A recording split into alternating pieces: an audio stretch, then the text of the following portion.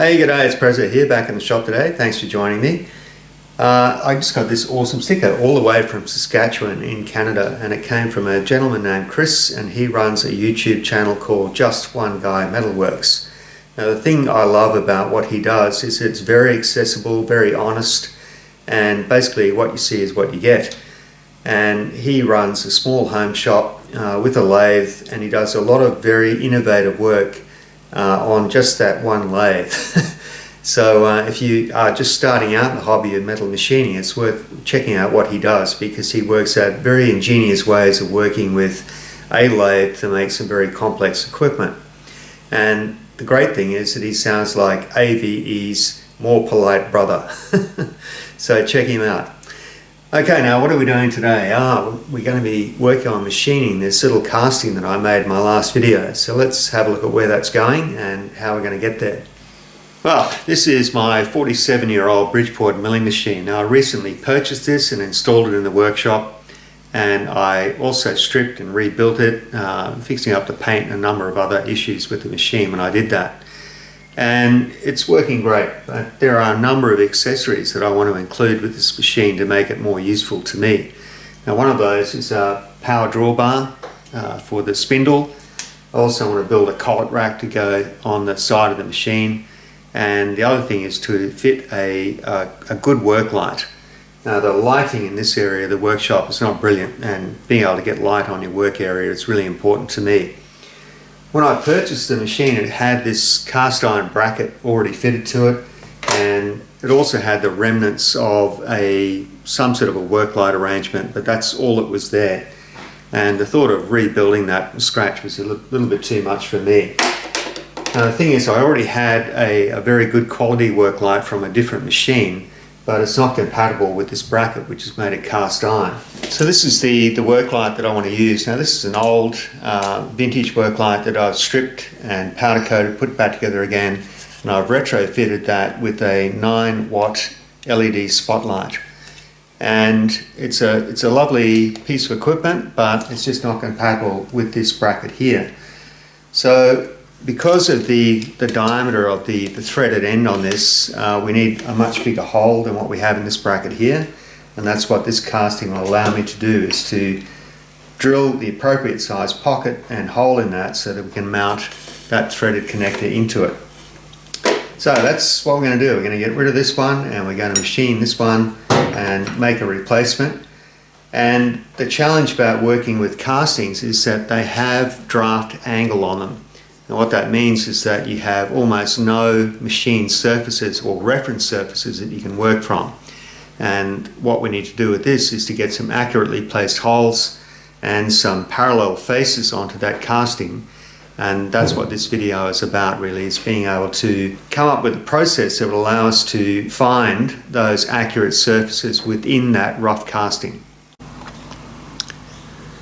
This is the area where this aluminium casting needs to bolt to the side of the ram, and the problem here is that this is not a machine surface, and it's certainly not flat. And when I place that casting up against that surface, it rocks considerably.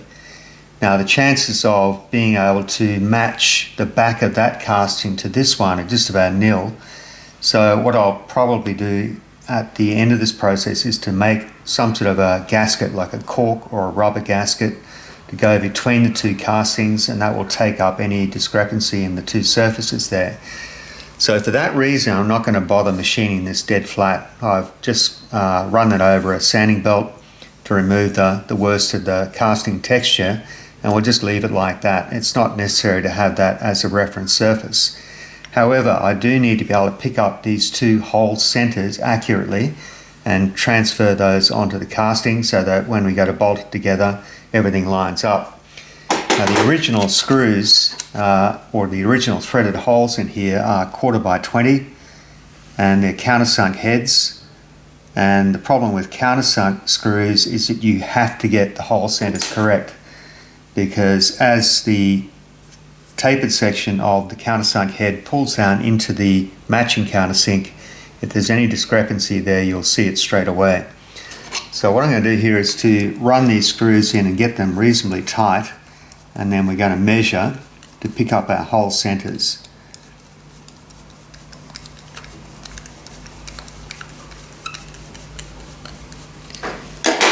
So they're in there quite firmly now and they're not going to flop around. And what we can do is to measure the distance over the outside of the countersunk heads and then subtract one diameter, and that should give us the exact centre to centre distance, or very close to it. So if we look for one full diameter, this turns out to be 10.63 millimeters. So now we're going to take the total distance over the outside of both those screw heads, and we get 71.2.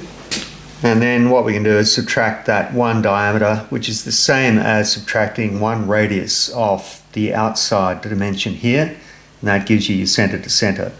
So that works out to, sorry about that, just had to walk away and figure it out. It's 60.57 millimeters centre to centre.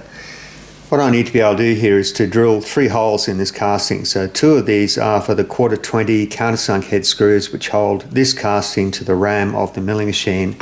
And we need a large diameter hole through this ear of the casting. It also needs to be spot faced on both sides to take the clamping for the swivel part of the worklight. And the problem with these castings is that they have a fair degree of draft angle, about 2.5 degrees, and that's on both these vertical surfaces here. It's all of these edges here, and for that reason it's really hard to be able to put this on a surface plate and then use a scribing block to mark out our centres. If I put that up against a 1, 2, 3 block, you can see the amount of angle that's on that face there. So what I'm going to do here is to clamp this to my 1, 2, 3 block and force that back face vertical, and that allows me to mark out my hole centres with some degree of accuracy. So I'm going to use my comedy sized toolmaker's clamp. We'll get this all held together and then we'll mark some centres. Alright, so casting now is held against our 1, 2, 3 block. That places this surface here relatively parallel to the back face there, and all I want to do here is to mark a centre line which is half the height of the casting. So I'm going to use my digital height gauge here. I've already zeroed this against the surface plate. And if we lower the scribing point down onto that edge, we get 51.12. So if we halve that, that'll give us our centre line.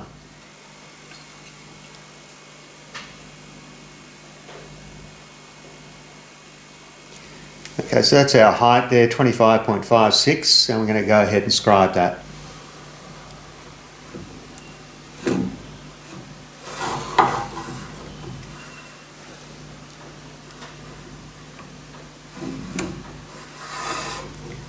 Now, while I'm here, I'm also going to mark our centre line this way as well on both sides of that tag on the casting, or that ear on the casting, because we're going to need that later.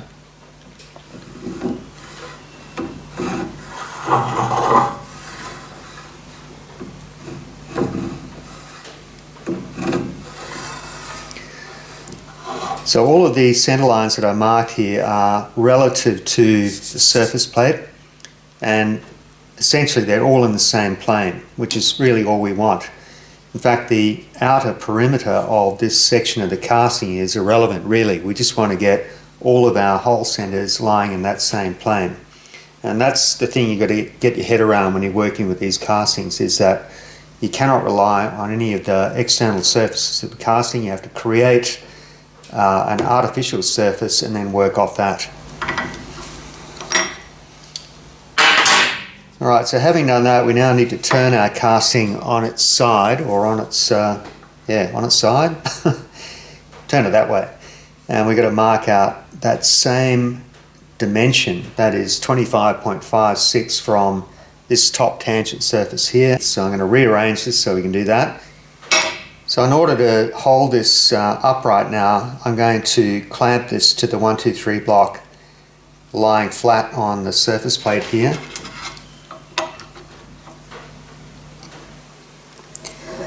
And I just need to be sure that this radius end on the casting is not protruding past this edge of the 1, 2, 3 block. Now, it doesn't matter if there's a gap, as you'll see in a minute, but I don't want it to come past that edge, because now we're going to stand that up vertically on the surface plate, and we're going to reference off this top radius edge here. So remember, this is now being held dead vertical with reference to this 1, 2, 3 block anyway. And now we can bring our scribing point down onto that top radius edge,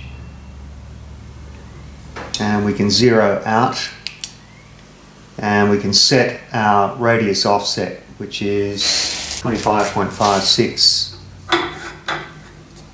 Okay, so there's our radius there, 25.56. I've locked the height gauge and we can scribe that center.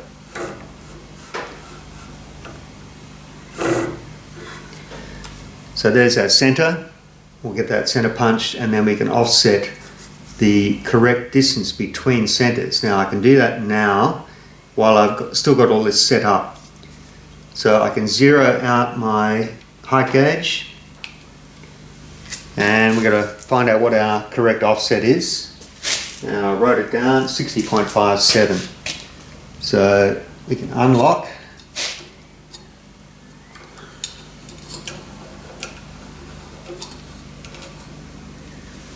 So 65.57. Well, that was a whoops moment, wasn't it? I totally screwed that up. I said 60.57 and then I set this to 65.57. So get a grip, Mark, come on. Anyway, I fixed this now. We're nearly there, hang on. There we go, 60.57, lock it. And I can just get under here and scribe that.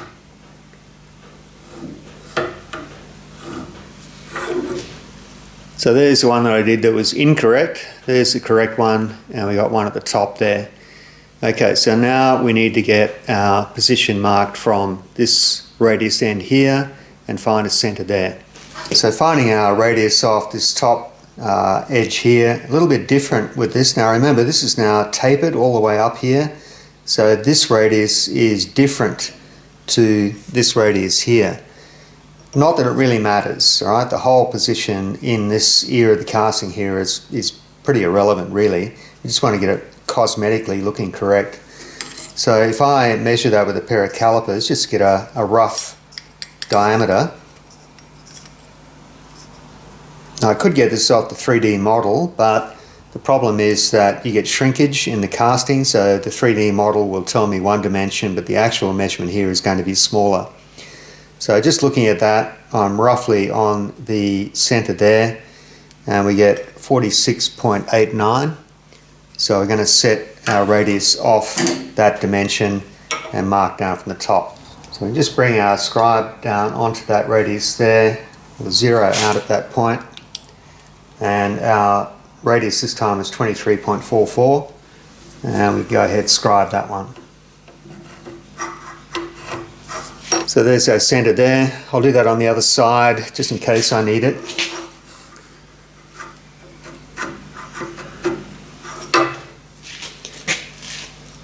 So now we have our center marks both sides plus on the base of the casting. And of course, doing all that accurate work means nothing if you center punch in the wrong place. And I'm wearing an optical visor here, trying to get that center punch right over those marks.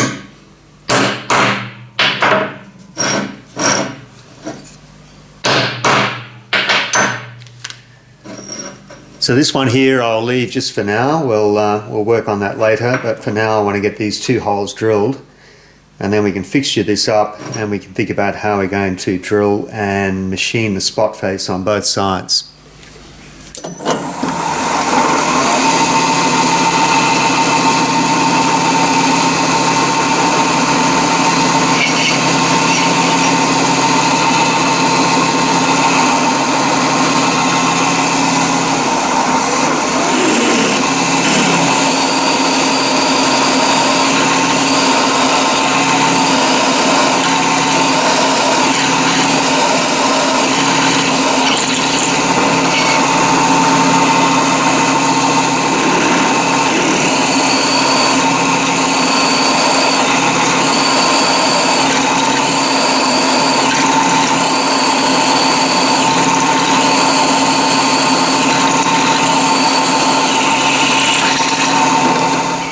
I just drilled that 1/4 inch, but we won't countersink it just yet. Alright, trust me when I say I've been giving this a lot of thought. Now I need to be able to bore a 20mm hole through along this axis line here, and I need to be able to spot face both sides of this section of the casting out to approximately that diameter there. And initially I thought I could do this in the lathe, and that's why it's mounted on this angle plate, and I was going to fix the angle plate against the face plate and align this axis point with the axis of the lathe, and then I would be able to easily drill through, bore, and then create the spot face just by turning. Now the only problem is that this angle plate is too big for my lathe. It clashes with the bed. I've got a smaller angle plate, but it's a bit too small for that casting. So then I figured I could do this in the CNC mill. Now I've got a little CNC mill, and I once again thought it would be straightforward to align that underneath the spindle, do a large pocketing operation to create spot face, and then either drill or pocket through to make the 20mm diameter hole through this point. Now everything's conspiring against me here. The chuck clashes on the top of the casting, and it's going to be worse when we go to do the other side. So I scrapped that idea, and I've gone back to doing this on the Bridgeport. So I can put this angle plate straight on the bed of the Bridgeport, and we can do most of the stock removal for the 20mm hole by drilling, and then I can use the boring head to finish off there. And I think I'm just going to take like a facing cut straight across to create the two parallel surfaces. Now it's not ideal. I was hoping to create a pocket with a curved end, but it's not going to work. When I set this up, I just used an engineer's square to align the casting with the angle plate, and I've marked that edge so that when I flip this over, I can use the same edge to square it up. Here's the setup. I got the angle plate bolted down and squared to the table. I got lazy and left the vise in place, but we can make it all fit. So I've got a wiggler here. We'll use this to align over our center point, and then I've got my DROs sort of set up. We can zero the X and Y at least, so we can mark that position.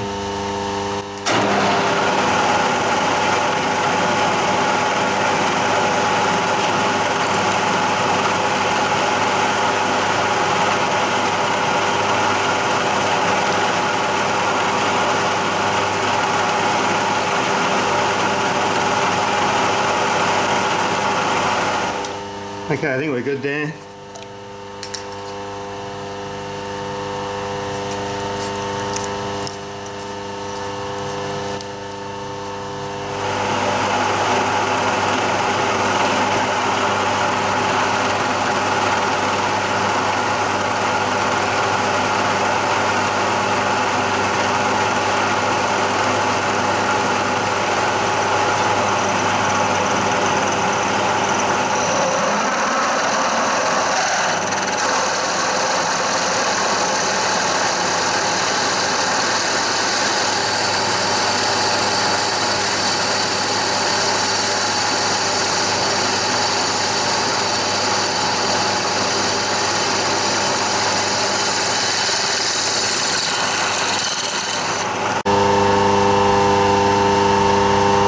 Now I just realised I've got a 20mm stub drill here, and I need a 20mm hole, so it doesn't need to be a running fit or a precision fit, so I'm just going to drill this.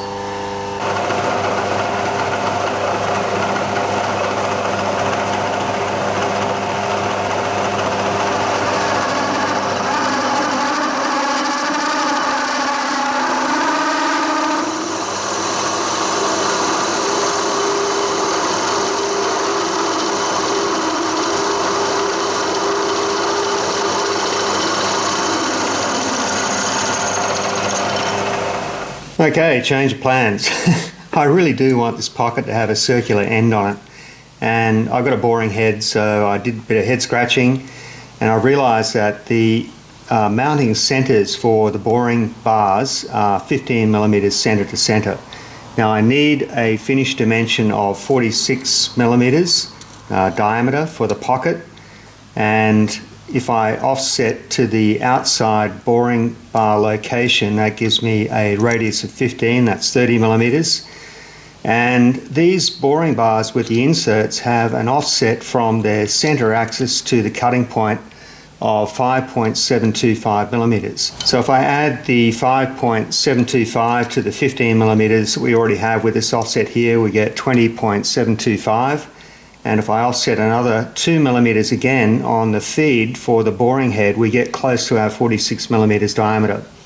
So I've done that. I've offset the center of the boring head by 2 millimeters, and we'll take a bit of a sweep cut in from the end and we'll see how close we are. So anybody watched Blondie Hacks recently? She did almost exactly the same thing, but she made a purpose-made cutter for this operation. So let's give this a try. So I'm going to offset my X.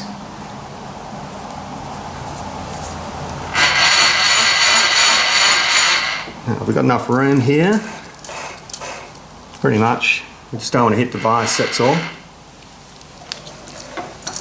Yeah, that's alright, we can make that. So offset, I've zeroed my DRO, and we can come back to our zero position over the center of the hole there. So let's see. Might go a little bit further. Yeah, that's alright. Alright, wish me luck. What can go wrong?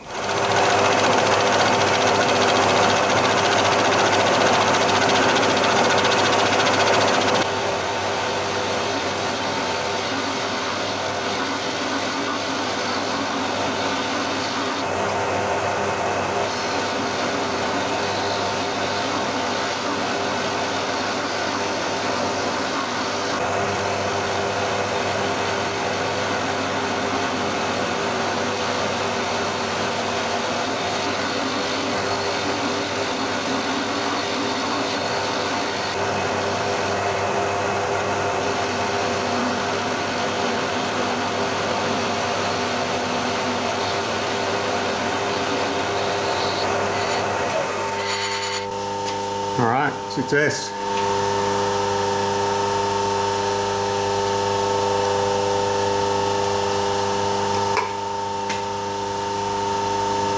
I reckon I hit that pretty spot on actually. That's the plastic washer that needs to fit in there. And we just need to duplicate that process on the other side now. So I'm going to flip this over, we'll get it all set up again and go from there. Flip the part over on the angle plate and I've reset this edge square to the table. I saved my X position and I used my center finder here to get the Y. So we're back on zero, and I'll put the boring head in now and we'll do the spot face on this side. This is the part that needs to go into that hole, and there's a nut that tightens up on this 20mm thread. So I'm going to have to go a fair bit deeper on this side in order to get the thread engagement for the nut. So I'm thinking something like about 8mm maybe.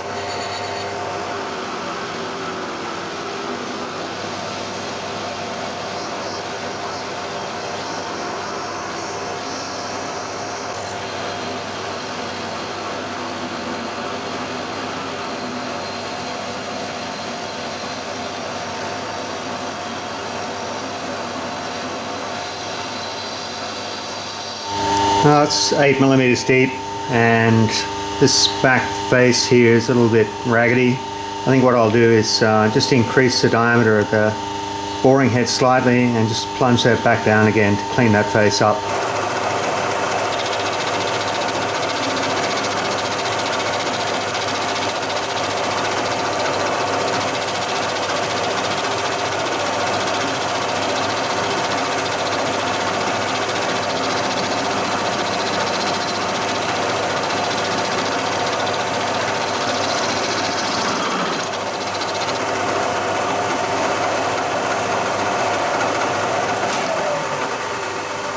I just overcooked that a bit at the end, but that's fine. Okay, I'll get this off and deburr it all.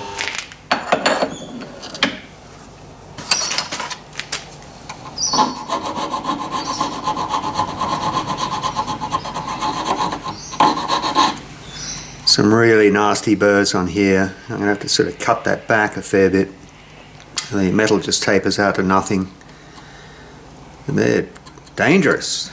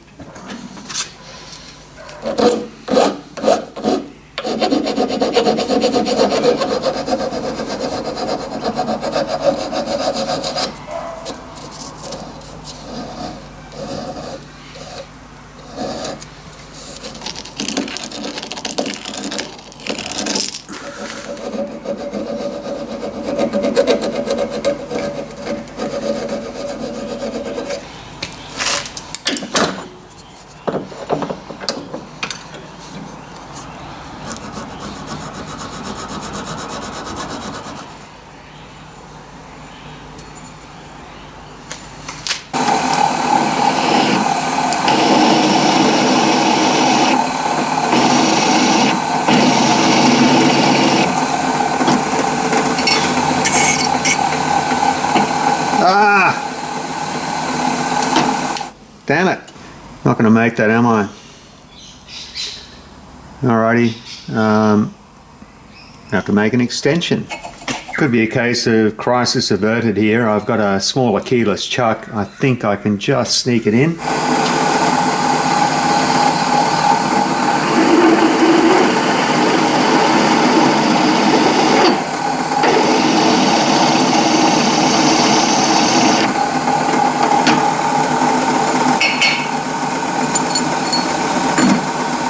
Well, there's the assembly so far. There's a plastic shim in between the end of the light arm and the casting, and on the back here there's a big Belleville washer which gives you the preload. So that is sort of a bit stiff, but it will hold that amount of tension on there.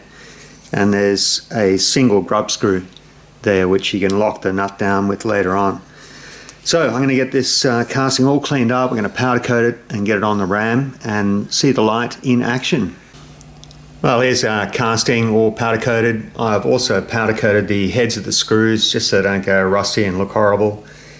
And we're going to screw this into the pre-drilled and pre-tapped holes already in the ram of this machine. Now there's a pair of these holes on the other side as well. And I'm guessing that one's for a work light and one is for a DRO if you want to fit one. As I say, when I bought the machine, it already had sort of a bracket here for a work light, but there was nothing on the other side. Now, I've also got myself a DRIM. You all know what that is, don't you? That's a dynamic resilient interface membrane, otherwise known as a chunk of cork. And the purpose of this is just to absorb any of the imperfections in this casting. Not my casting, the casting of the ram. Because it's not flat where this has to bolt down or screw down.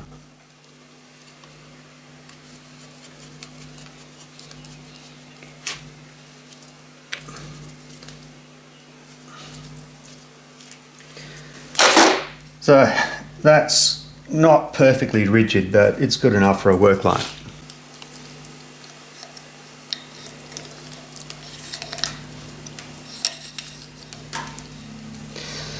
So this plastic disc here fits into the pocket that we'd previously machined into the casting. And then we've got a nut and a Belleville washer which needs to tighten onto the thread. And that Belleville washer is just to give you a little bit of preload.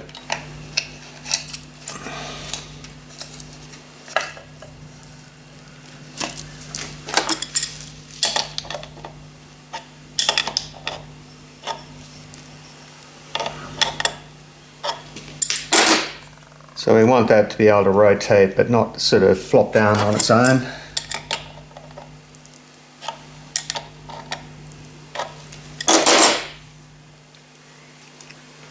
It's pretty good. Can now tighten up that socket head screw.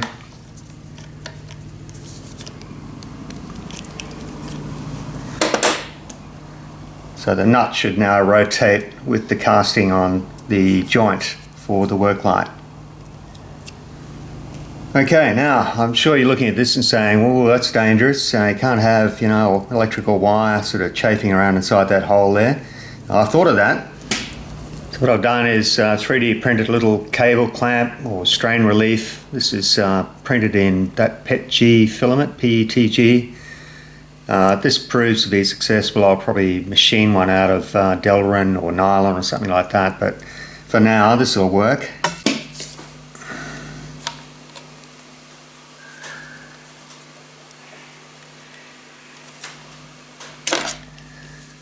So this top section clamps down onto the insulation. There's a little rib inside there that helps that to grip.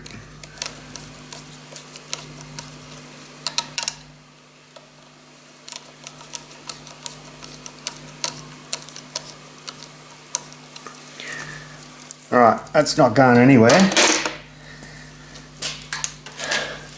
Alright, we've got a plug on here, we'll try it out. Alright, we're going to plug on there, and I've got a 4-way power socket hanging down at the ceiling here, and there's sockets there, one for a DRO, one for the worklight, and any other accessories that I want to fit. So I'll plug that little baby in there. Push that on.